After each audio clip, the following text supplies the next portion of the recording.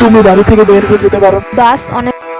হৃদয়ের রজনীগন্ধা তুমি নীল পরাজিতা, বাহ, এবার মনে হয় কথাগুলো কানে ঢুকছে। রজনীগন্ধা তুমি নীল পরাজিতা। সুন্দর ব্যবহার শিখছি। দোল খাওয়া মাধবী, বউকে মাথার উপরে নয়, পায়ের নিচে রাখা উচিত।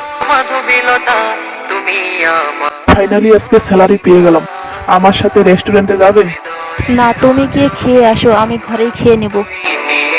বাইরে খেতে যাবে? কেন, ঘরে খাবার বানানো নেই নাকি? গন্ধা তুমি নীল পরাজিতা। আরে এর কি হয়েছে? আগের মতো কথা বলতে আসতেছে না, সাইলেন্ট হয়ে গেছে।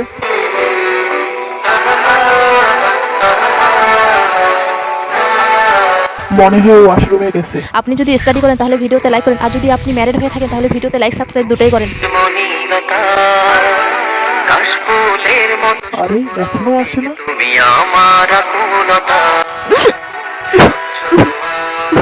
এত রাতে আল্লাহর কাছে কি চাচ্ছে? মনিলতা কোথায় যাচ্ছ?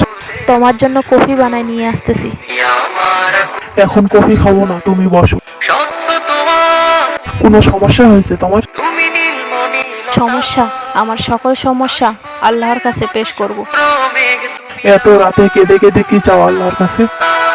একটাই চাওয়া আল্লাহর কাছে, আমাদের সংসার যেন অনেক সুখের হয়।